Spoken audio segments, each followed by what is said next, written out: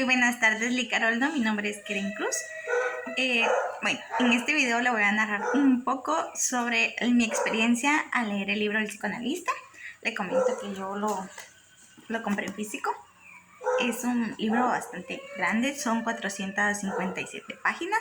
Y bueno, el fin de este video no es para explicarle en sí cuántas páginas tiene el libro ni el autor, porque son datos y cosas que usted ya sabe. Este libro al principio me pareció un poco tenebroso y pensé que era de miedo y me había rehusado un poco a leerlo porque no me gustan las cosas de miedo. Sin embargo, pues me armé de valor y dije sí, lo voy a leer. Y así fue. Al principio hablamos de una persona, el protagonista. Sin embargo, creo que si hay algo que me llama la atención y quisiera mencionar es que se habla del protagonista en tercera persona en todo el libro. Ricky hizo, Ricky fue, Ricky esperó, Ricky compró. O sea, Ricky no está narrando su historia en primera persona como en otros libros, sino que es en tercera persona, lo cual me deja un poco de duda, como quien dice, ¿quién narró el libro en sí? ¿Quién fue? Pensé que al final iba a haber alguien que la iba a narrar al final de cuentas, pero bueno, no fue así. También otra de mi desconformidad, de no estar conforme, es mi inconformidad, perdón, es el final. Y la verdad es que sí esperaba una muerte, pero no pasó. Y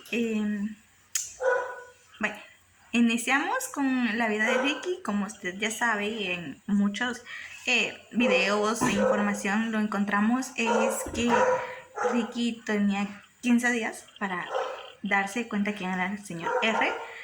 Y bueno, fue vigilado por dos individuos. Estos individuos le hicieron la vida imposible a Ricky en estos 15 días, literalmente le hicieron la vida imposible, acabando con todos los recursos que Ricky mismo tenía para seguir adelante. En un punto consideré a Ricky pues de manos atadas y que él mismo se impedía. En estos 15 días sentí de que él estaba muy confiado y muy tranquilo mientras ellos ya le sabían todas las vueltas, mientras ellos ya literalmente sabían qué pasos iba a dar o qué pasos debía dar, y en donde iba era emboscada. O sea, aunque él intentara hacer mejor las cosas, a donde iba era emboscada, no había de dónde salir. El papel de Virgil en la vez que llegó Zimmerman, perdón, me llamó un poco la atención en la forma observadora que había sido. Sí me imaginé en ese principio que le empezaron a describir su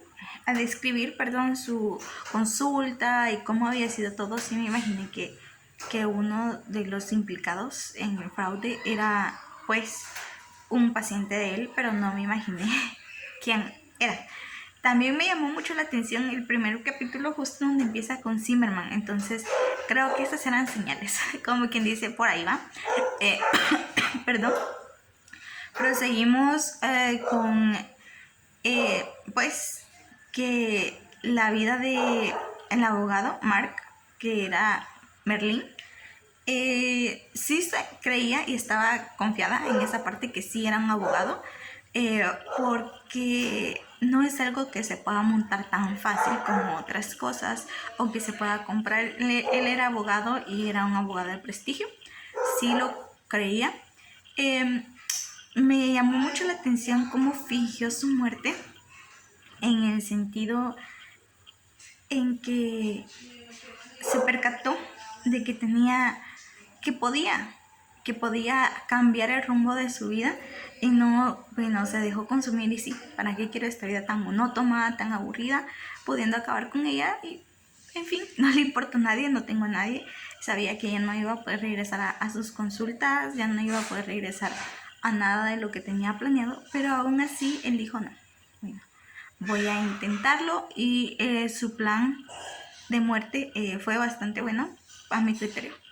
El escape aún fue mejor, y creo que aunque hubieron como 100 páginas de relleno en ese trayecto del escape y de su vida, cómo lo hizo todo, cómo planeó, y esa es la parte que más me gustó, fue las pistas que recabó de todas las personas a quien el señor R había lastimado, del padrastro que estaba preso, perdón, sí, que había estado preso y que lo habían sido colgado de la misma forma en que la mamá había muerto, pero con una R en el pecho. También como una segunda víctima, el abuelo, que como le dijo el mismo eh, Ricky, no lo violaron porque él había violado a su madre y pues no, el señor R no lo sabía, sino pues también había pagado el abuelo por eso. La conexión que estos crímenes también tenían con Ricky, por obvias razones. Y bueno, la conexión que se tenía con Daniel Collins, que era el papá biológico de ellos tres, cómo actuaron, cómo este sujeto actuó tan impecablemente en el sentido de que no se dejó llevar por emociones o por compasión alguna debido al diagnóstico que este sujeto tenía, que era un psicópata asesino. No se dejó llevar por nada y a pesar del aparente amor, porque dudo que estas personas lleguen a tener sentimientos que le tenía a sus hermanos, no dejó de luchar, no dejó ganarse y a cada uno le dio su merecido estructurado, su merecido entre comillas estructurado en la forma en que ellos merecían recibirlo, en la forma en que ellos necesitaban recibirlo, porque cada uno pagó conforme fue la deuda que tuvo. Exactamente. El padrastro murió ahorcado como la madre, como una representación de que no se te olvide. El papá estaba en condena de muerte en la cárcel debido a que estaba en la cárcel cuando lo rechazó. El abuelo fue sacado de la casa como ellos fueron sacados de su casa. Y Ricky pues se iba a suicidar en un punto de pobreza insoportable, casi como el diagnóstico que se le había dado a la madre, que era depresión por pobreza. Cuando Ricky visitó al Dr. Lewis, había muchas cosas que sí llamaron la atención en cuanto Ricky describió la habitación de huéspedes, porque regularmente uno en casas suele tener algo que familiarice, cuadros, algún olor respectivo, y aunque sí mencionó que huelía a lilas, no mencionó en sí que había algo familiar, describió las paredes, entonces sí era una señal de alerta. Lo que fue sorprendente y lo que llamó más la atención es que el Dr. Lewis sabía desde el último año que analizó a Ricky sobre los planes que tenía este sujeto. Y por último, cómo fue la transformación de Ricky Stars a Ricky Lazarus. Y también cómo utilizó la identificación de Richard Lively. Fue bastante impresionante. No tuvo ningún problema en identificar uno con otro, ni en confundirse y tampoco en disociar. Sabía muy bien lo que estaba haciendo. De cómo mejoró sus estrategias, cómo supo cómo orientarlos en sí a donde él quería y cómo ellos cayeron en su trampa. Fue un libro, pues, para mí bastante interesante, tal vez no de los géneros que estoy acostumbrada a leer, pero fue bastante bueno. Vi al principio del libro, en lo que respecta al psicoanálisis, varias frases y quisiera terminar este video con una frase que me gustó mucho y dice así: nunca antes, en casi sus 3 décadas de profesión, había roto la relación rígida y formal entre paciente y analista. Jamás había imaginado que iría a casa de un paciente a ver cómo estaba. Por muy desesperado que pudiese sentirse el paciente, era este quien se desplazaba con depresión hacia la consulta. El que se acercaba a Ricky, si estaba angustiado y abrumado, lo llamaba y pedía hora. Esto formaba parte del proceso de mejora. Por difícil que le resultara en algunas personas, por mucho que sus emociones las incapacitaran, el mero acto físico de ir a su consulta era un paso fundamental, y verse fuera de la consulta era algo totalmente excepcional. A veces las barreras artificiales y las distancias que creaban las relaciones entre paciente y médico parecían crueles, pero gracias a ellas llegaban a la percepción. Con esto concluyo, y lo único que sí me llamó la atención para implementarlo en la vida diaria, en la consulta, es que, cuando el señor R se da a explicar que él es Zimmerman, y le dice que nunca comprobó si le era así. Me he dado cuenta, yo he ido a unas pocas consultas y sí me he dado cuenta de que no nos piden nuestro código de identificación personal, nuestro DPI como en otras clínicas. Y yo dije, wow, en eso tiene razón porque ese sigue siendo el mismo sistema.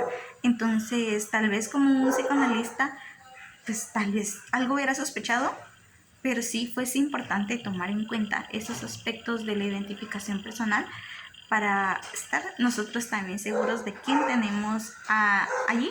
Creo que así como confían sus más grandes secretos, también pueden confiar su identidad en tanto a factores legales para llenar expedientes y cosas así.